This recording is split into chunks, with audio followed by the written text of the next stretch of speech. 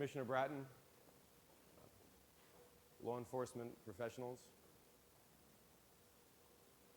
As I was preparing for the words to say today, I thought back to when I was a kid. And I thought back to those times when we would walk to or sometimes run to a precinct or a police department. I thought back to that time when we were outside of Yankee Stadium, and we were in the old Yankee Stadium, and we were in one of those Kinney parking garages in our car. And then I thought back, I was born in Newark, New Jersey, and then we moved around a lot because the rent was never paid. So I thought back to all those apartments that we lived in, and all those like second floor walk-ups. And I thought about all those times when you came to rescue us. In particular, when you came to rescue me. When a law enforcement professional came, when a police officer came. And I thought to myself as I was preparing for today, you know, I was just a little kid at that time, right? I was just like in childhood. We think of children as children, but the reality is they're just adults in waiting. We grow up. And I thought to myself that I never said the words that were in my heart when I was little to any of those officers. I just kind of stood there, scared but happy they came. So now it's like 30 some odd years later, and I get to say some of those words. Thank you. You know, to us, and to me in particular, you were my hero. You know, I so appreciate you being there. I don't know how many children you hear that from who grew up living with domestic violence. I don't know how many adults you hear from who grew up living with domestic violence, who say that to you. But for all of us, I want to say thank you very much.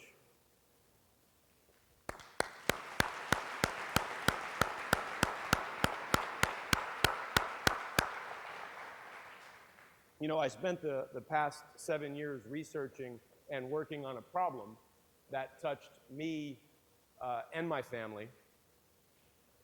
I wanted to understand it better for us, but really I wanted to better understand it for anyone else who experienced something similar, or for anyone else who cares that someone did. So when you think about those two groups, in this room I believe there are two groups of people. You either experience personally some of the stuff I'm going to talk about, or you care that someone else did. There's no other way you can be in this room. So this is really about we. And I came across over the past 7 years the work of researchers, the vast majority of which has only been made available in the past couple decades. And I came across the stories of others. And that research and those stories, when coupled with my own experience, fundamentally changed my life. It changed the way I view this problem and instilled in me a very deep desire to make certain that anyone who experienced something similar to what I experienced, or anyone who cares that someone else did, has access to what I now know to be the truth. Because the thing is, most don't know it to be the truth. But the moment they do, the moment that they're aware, and that they understand and they share, in that moment, things begin to change. But that moment is not happening right now. It really is the lack of awareness and understanding and sharing. This is the common enemy. Now you may say to yourself, Brian, what the hell are you talking about? There's tons of awareness of domestic violence, especially now. That's not exactly what I'm talking about. This is what I'm more talking about. Sending emergency. My mommy and Daddy are having a fight.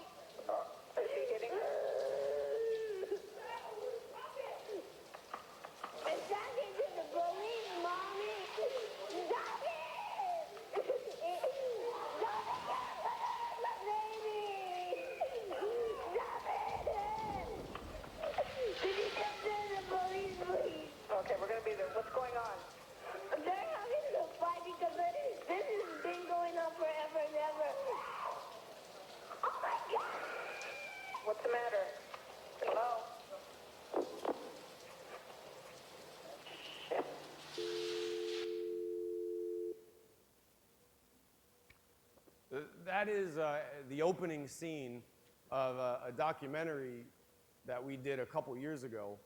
And that scene always triggers emotion. I get emotional when I see it still. But what that scene also triggers is a question, no matter where we screen it. And that question is, what was that? And in particular, from that girl's standpoint, from the little girl, what would she call it? Because I know her, and today she's 29. And when she was little, she didn't know what to call it. And she really didn't know what to call it even a couple of years ago. You may say to yourself, well, that's domestic violence. But I can tell you, after studying domestic violence, the words that come to mind when you ask people in general, domestic violence, what comes to mind? The words are women, abuse, violence, beating. Children are not mentioned. Childhood is not mentioned. You may say physical child abuse. Look, in these households, 50% of the time, in 50% of these houses, child abuse happens too. But most people, when they think of child abuse, they think of physical child abuse. And if you listen, she wasn't touched that night. You may say like emotional or verbal abuse. I call that non-physical violence. Most people who experience this, they don't even like these words. Yes, that happened, but there's something more. Sometimes people just say, oh, we're just dysfunctional. They just lump it into dysfunctional, right? Like the same family who says, grandma sits at Thanksgiving and has gas and talks to herself. They may say that's dysfunctional, and then they lump this into dysfunctional. No, it's way more than that too. Researchers will call it quipive. Have you ever heard of quipive? Mentioned that to someone last week and they said, I hope I don't catch it. Quipive is child witness to intimate partner violence. Child witness to intimate partner violence. Maybe some of you have heard that word. I can tell you that less than 1% of the population has ever heard of that. And then we've got this word, witness. I don't know about you, maybe some of you grew up in this home. But when I talk to people who grew up in these homes, and people like me, we have a problem with the word witness because the word witness doesn't adequately describe the impact. So the reality is that a lot of people aren't sure really what to call it, even the ones who experienced it. As a matter of fact, we as a society are not even sure that we should be searching for it. And you say, what are you talking about? I asked a friend of mine who is really well known, he's really skilled at digital media, like online stuff. And I asked him, has there ever been a time in recent history where the term domestic violence has been more popular? I mean, with everything going on with the NFL? He said, I don't know, let me check. So he looked at Google for the past 2 years every day and searched the number of times that someone searched the word domestic violence. And he charted it. And guess what? We're right. You see that big spike over here in September? That's this year. There's never been a time where more people have been searching for information on domestic violence. And that chart goes out when you look at other years. Do you want to see the chart when people search domestic violence and children or childhood or child? That search, do you want to see that chart? It's right there. That's that chart. The number of times that we search for the word domestic violence with either children or childhood or child or any of those words, it happens so infrequently, it doesn't even register. As a matter of fact, at the height, do you know how many searches there were? There were about 51 in a week, and I was probably 10 of them. Could that really be accurate? Really? When UNICEF says that this is one of the most pervasive human rights violations in the world today, impacting 275 million little kids. 10 to 15 million in the US alone. And let's not forget the adults who were those children. 725 million of us. 40 million in the US alone. That's 1 in 7.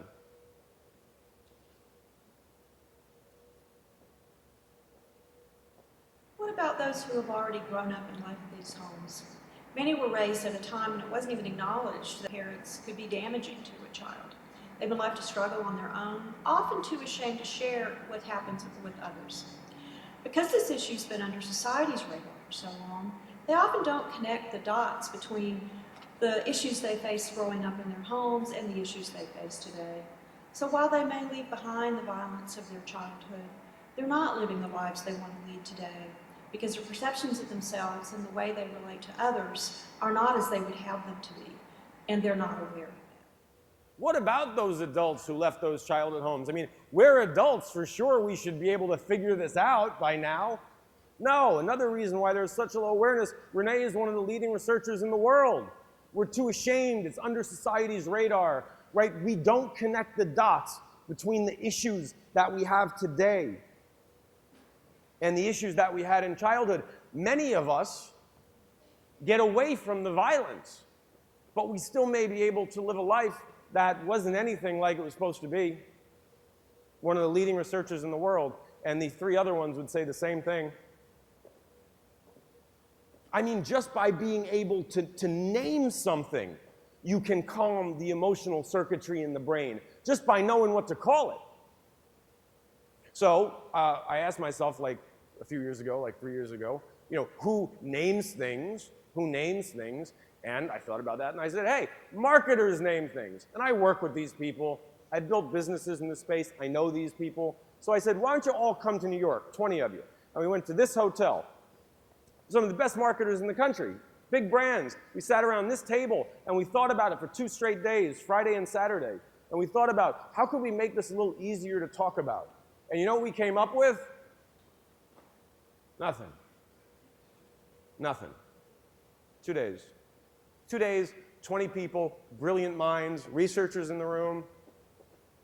Some were really uncomfortable to talk about it. Some never realized that they grew up in one of these homes. A couple people left.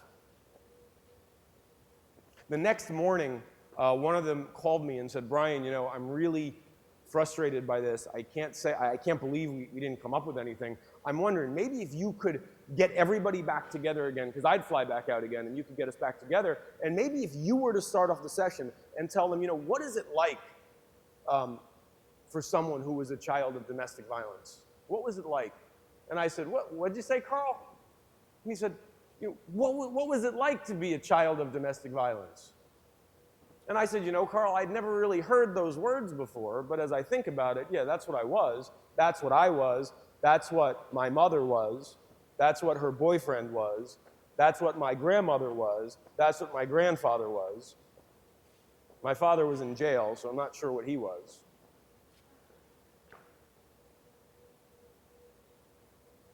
And then we started looking, this idea of child of domestic violence. Then we did some research, and we found that people in different parts of the world call it childhood domestic violence.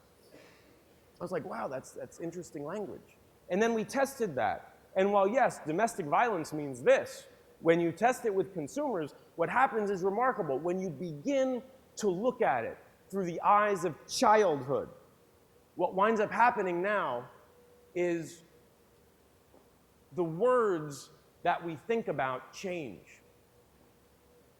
Now people think about children and hope and reaching out and caring. And maybe this would make it a little easier. I don't know about you, but I remember in the 70s, a couple of my relatives, one in particular, came down with breast cancer. And I was told that you don't talk about that. That was viewed as shameful. We don't talk about that. Can anybody relate to this? Yes, you don't talk about that. Don't talk about breast cancer. We talk about it now. I mean, it's even on NFL Sundays, for goodness sakes. Ray Rice even wears pink.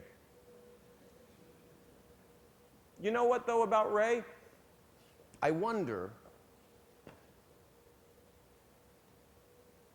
because if you grow up living with domestic violence, you experienced childhood domestic violence. And from a childhood standpoint, domestic violence is violence between your parents or violence towards a parent, perhaps from a significant other or a step-parent. And this violence can be physical or non-physical. I only started talking to my mother about this about 4 years ago. And the only reason I talked to her about it was because her doctor took me out in the hallway and said that she has a 3% chance to live the next 6 months. Why is it that we can only talk about it when they die? Why can we only talk about this issue when our parents die? Is it that we feel like we're shaming them, we're outing them, we're saying something that we shouldn't be talking about, it's just so uncomfortable, so don't bother? Well, I talked to her, I said, Ma, you know, I really want to write this book, and I need to talk to you about it. And she said, oh, all right. She said, but I really don't want to talk to you, I'll talk to someone else. So I had someone interview her who was helping me with the book. And they did it over the phone. But I got to listen because I was on mute on the phone. So the first question that the guy asked, he said, Marilyn, can you tell me a little bit about your childhood? And she said, oh, it was violent. And I'm on mute, right? And I'm like, Ma, no. He's talking about your childhood, not mine.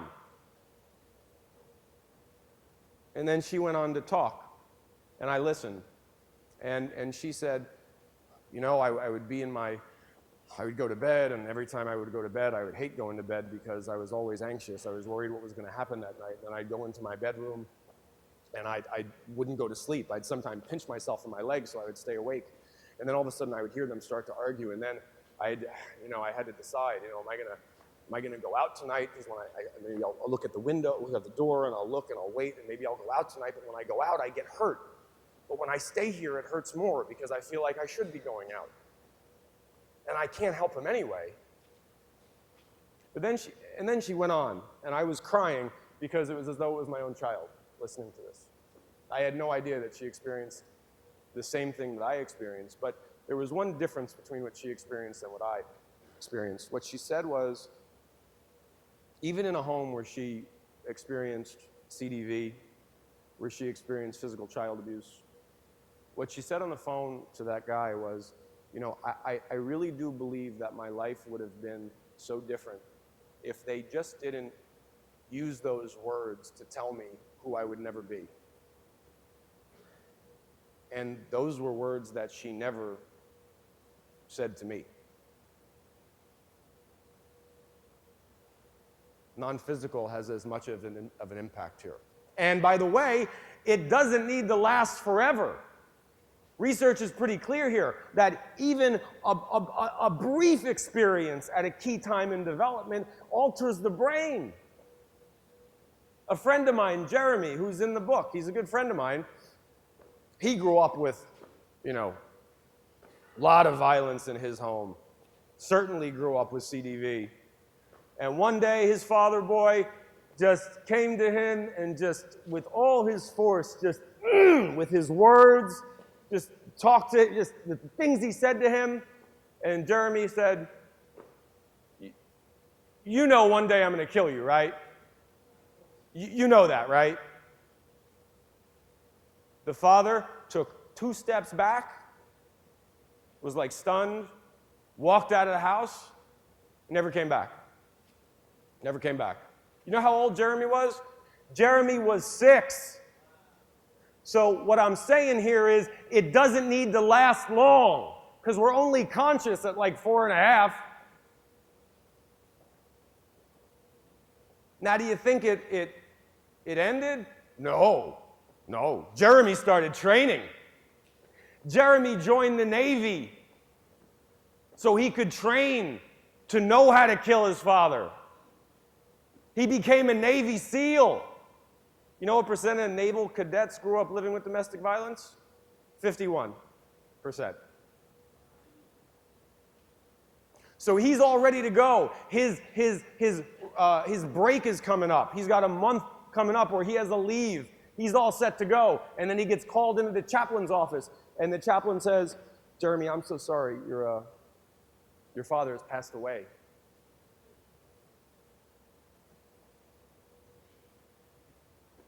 Where's all that rage going to go? Because the deepest secret that a man will never reveal is that when he was a young boy, he was not able to protect the most important woman in his life. Where's that rage going to go? What is the impact on someone like that? What's the impact on someone like Jeremy or me or you or people you're thinking about in your head as you're listening to this, or my mother or grandfather or any of them? What's the impact? Well, there are a number of impacts, but one of them that you got to know is true is that it negatively wires the developing brain. It literally encodes a series of negative beliefs that we then grow up to believe. And I never knew this about the brain. I just learned it a couple years ago. You may know this. I didn't know this. But the brain has like two jobs. First job is to keep us alive. The second job is to find evidence of what it believes is true. That's how the brain works. So let me give you an example. If you're Jeremy or me, or any of the people you're thinking of, or you, and you grew up and you were young and you really believed that, I have to stop it. There's something I can do. There's something I can do to stop this. There's something I should do to stop this. In some way, it's happening because of it. In some way, it's my fault. There's something different that I can do so it doesn't happen tomorrow. Or maybe you didn't know what to believe, so you just defaulted to, holy, there just must be something wrong with me.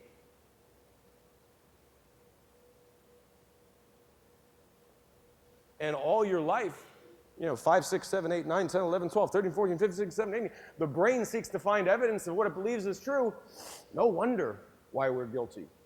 No wonder why we blame. No wonder why it can't be our fault because it's been our fault for so long. No wonder why we feel shame. And then, as human beings, we act and feel, right, in accordance to what we believe is true. And sometimes when we act and feel in what we believe is true, those actions are tragic. And those actions take us down a path where we're nowhere near our full potential. And our life's over, and it's like, what the hell happened? But some of them never make it. Because we're 6 times more likely to commit suicide. So many people who grew up in these homes aren't even here with us today in this room because they fell. We're 50 times more likely to abuse drugs and alcohol, be addicted to drugs and alcohol. I always wondered why there was so much in my house, so much stuff like this. And then I came upon this definition of happiness. And the definition said, happiness is when your thoughts are pleasant most of the time. I know my mother's and her boyfriends weren't. Drugs and alcohol maybe temporarily help with that. I'm 74 times more likely to be violent, and I have been. 90% of prisoners came from these homes. But we also have to ask ourselves, what if you're not? Like you in particular, what if you grew up in one of these homes? What about if you know someone who did? What about if you're thinking about some of the people who you've come in contact with? What if they're not any of these things, right? What if they're not dead? What if they didn't take their own life? What if they're not in jail at this moment in time? What if they're not addicted beyond repair? What if they're not being violent at this moment? Then what happened? Maybe they certainly heard of post-traumatic stress, right? We've all heard of that. But you know what else is true? And I've seen it, and you've probably seen it too. There's also post-traumatic growth.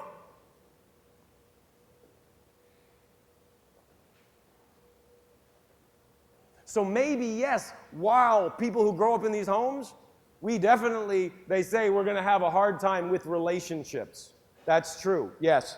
And I know you know this, that the best predictor of whether you're going to be in one of these relationships is whether or not you grew up living with it. Of course. And we do struggle in mind and actions to be the best parents that we can if you grew up in one of these homes. You got to ask yourself. You have to ask the people that you know, that you care about, that you come into contact with. Yes, these are struggles, but if you've already overcome some of the toughest ones, meaning you haven't taken your own life, you're not in jail, you're not addicted beyond repair, you're not being violent at this moment in time, maybe there's something in you that you can pull from to overcome these as well. Maybe there is this idea of this post-traumatic growth that you can pull from. And then you may say, you know, those who tap into post-traumatic growth is just that some are strong and some are weak. No, that's not true. I'll tell you what happened. And the research is pretty clear on this. The pathway to resiliency for anyone who grows up in one of these homes is what you do every day. For these young people, even young adults, even adults, someone stepped in, someone who cares, and helped them unlearn one of those negative beliefs, help them unlearn one of those lies. I was talking to one of you yesterday on the phone, and I won't say your name, but you said to me that, you know, sometimes when I talk to these, I go into I'll go in and I'll see a kid, and maybe I'll say something to him or her, but they don't even look at me. They don't even respond. Sometimes they look at me as though they're pissed. You don't need a reaction from them to know that you're having an impact, because guess who didn't respond either? I just sat there in a shell, but I was listening.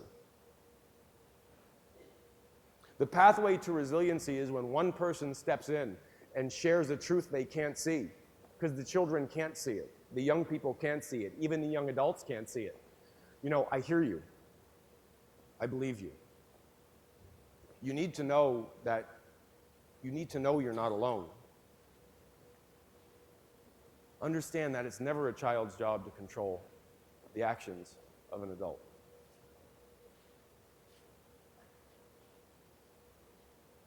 Words that we can share, words that have impact.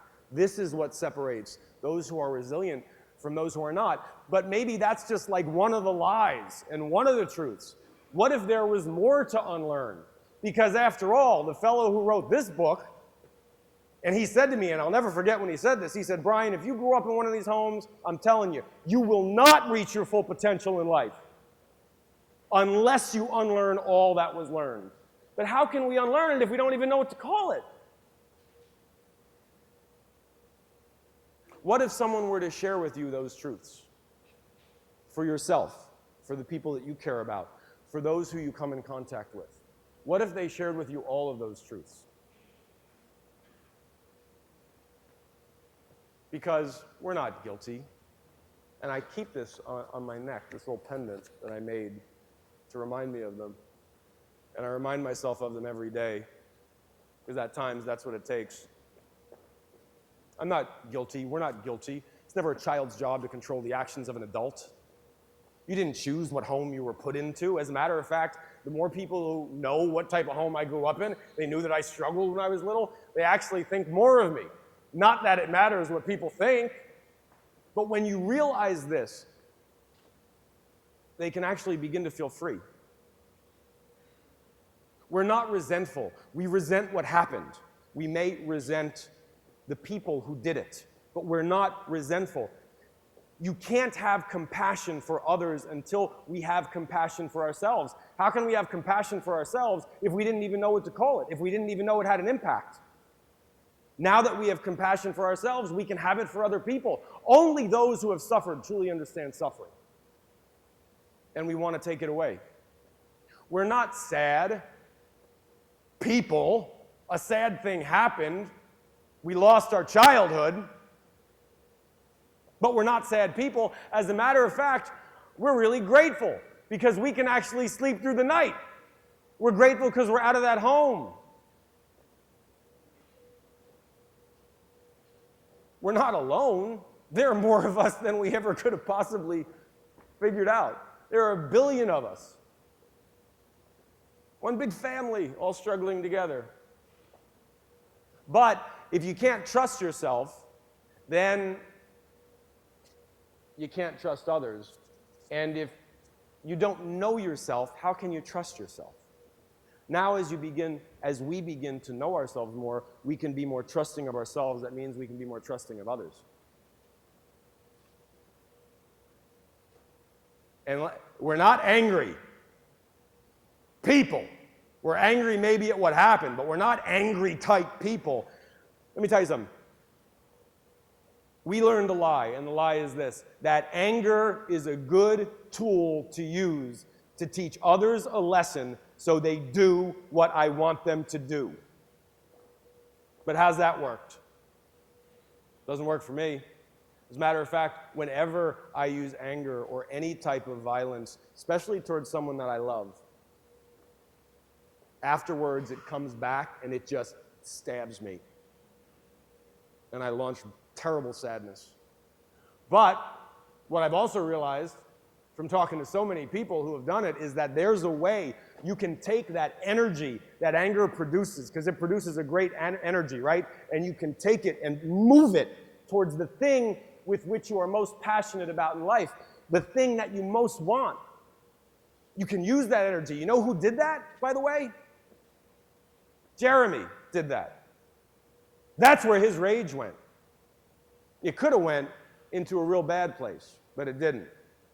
It went here. We're not hopeless. Things are not hopeless. We are actually guided, because we were guided out of that house because we had a purpose in life. And we can be guided to do that same thing now. All we have to do is choose what it is. We're not worth less. This is a big one. Worth less than others. Of course, because this didn't happen to other people, right? So if it happened to me, I've got to be worth less. Let me ask something. What obstacle could possibly compare now in adulthood when you think about a child who grows up in one of these homes and comes out of that? What obstacle can possibly compare in life? We're more accomplished than we know. We're not fearful people. It took me a while to realize this. It was only about 7 years ago, right when I started doing all this, that I was honest enough to finally have a conversation with someone, because I never shared this with anybody. And I shared it with a stranger, and it was another man, and I said to him, let me tell you something. I am so weak. I have no confidence. I'm the most cowardly person. Fear stops me all the time. And I explained why it all happened. And if I was man enough, I would have killed him. I would have gotten rid of it. It wouldn't have happened time and time again. That's how weak I am. I can't even protect the woman who created me. That's how afraid I am. And he looked at me like, he said, I don't know what you're talking about. And I said, what are you talking about? And he said, look, I grew up in a really peaceful household. I grew up in a normal house. I can't even imagine growing up in a house like that for a minute. I can't imagine my kids sleeping over your house for one day. What could you possibly be afraid of now? What fear could possibly compare? And then I teared, but I didn't cry. I teared, one of those tears that when you blink, everything becomes clearer, because I realized that I was more confident than I knew. We're not self-conscious, but let me tell you something. If you believe, you believe all these things about yourself, you can't possibly, when you look in the mirror, see what everybody else sees. As we begin to unlearn them, we can actually look and say, oh, we're more attractive than we knew. And lastly, we're not, for a child who grows up in one of these homes, as they grow into adulthood, they feel as though they were unloved. And it's a great gift to be an adult and to have grown up in one of these homes, because you don't need a whole lot of love in your life to feel it, because the bar was so low. My kids are going to have a tough time. They're really loved. I don't know who the hell is going to love them anymore. They're going to have a tough time. But we don't have a tough time. And on top of it, as we learn the truths, and the real secret is this, as we give these feelings away to others who need them as much as we do, the feelings that we give away without the expectation of return, that's loving. These are the gifts that were given in return for the price that we paid in childhood. Now, as we learn them, we can now become the one thing for another that they never had, because this was never talked about. But imagine if we could begin sharing them with other people now. Imagine if we share them with ourselves and with those closest to us. You may ask, what else can we do? I can tell you the greatest change that I see happen is when you ask this question to someone who you care about. Because this question, as simple as it is, has not been asked or answered. It is a trigger for so much. They don't even know what to call it. It is childhood domestic violence.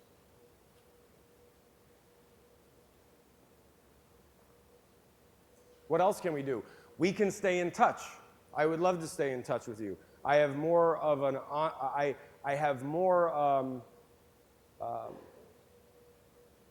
respect for what you do than you know. I think also you're going to get a sample of this book. Everything that I'm talking about is in this book. All the money goes back to the foundation. All of it is nonprofit. But you're going to get a copy of just the first few chapters with some of this information to the extent you want to learn more. And oh, by the way, the title Invincible, the definition of invincible is unable to be conquered. And I thought of that title because even, my mother grew up in one of these homes, right? But even that cancer that said there was a 3% chance that she'd live, that couldn't even take her down. So she's alive right now and doing very well. And she's unlearned many of the lies that she's learned, living the life that she was always meant to lead. And if you read this, you'll notice that the introduction was written by Tony Robbins. He's a good friend, and he's also on our board. And he wrote the introduction, and he also has a message that he wanted to share with you in the form of a summary. Sending emergency. My mommy is having a fight.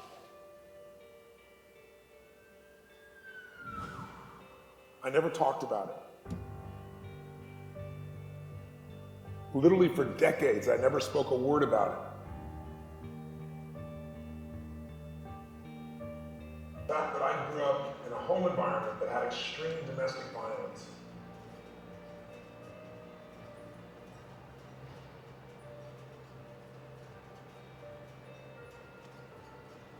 Globally, UNICEF calls it one of the most pervasive human rights violations in the world today.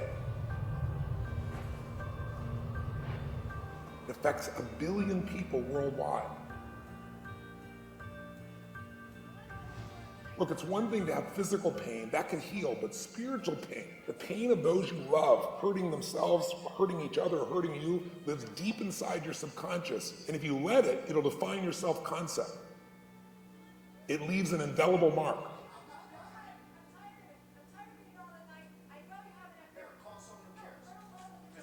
When you grow up living in domestic violence where you're witnessing those you love tearing each other down physically and with verbal woes every day, or if you experience those blows yourself, it alters you. Your brain doesn't know how to deal with it. It wounds the mind, the psyche, and the spirit.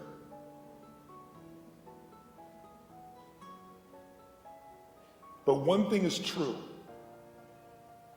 Only those who've experienced extreme pain have extreme strength. What we went through left us with vast inner reserves of strength, of flexibility, of compassion, and courage. You had to have it to get through those days. And those are the very gifts that we've got in exchange for the price we paid in our childhood.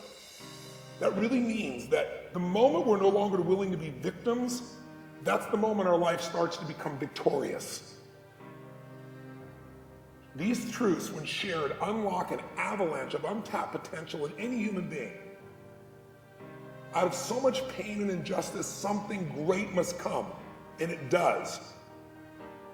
The moment we refocus and we take action and we really move ourselves forward, the potential is inside of you right now. I want you to embrace your gifts and the truths of your life. It's time to share, to speak the truth, to live the truth. The courageous men and women you'll meet in this book have felt that pain and they've overcome it. They've learned a way of life that's based on contribution, inner strength, and love. This path is available to you right now. The roadmap is here.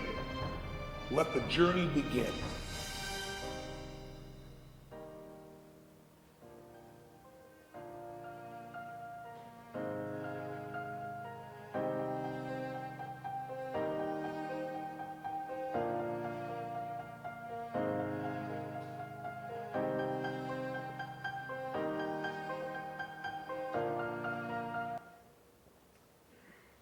And the key thing to keep in mind here is that really we are not victims. We are victorious. Thank you very much.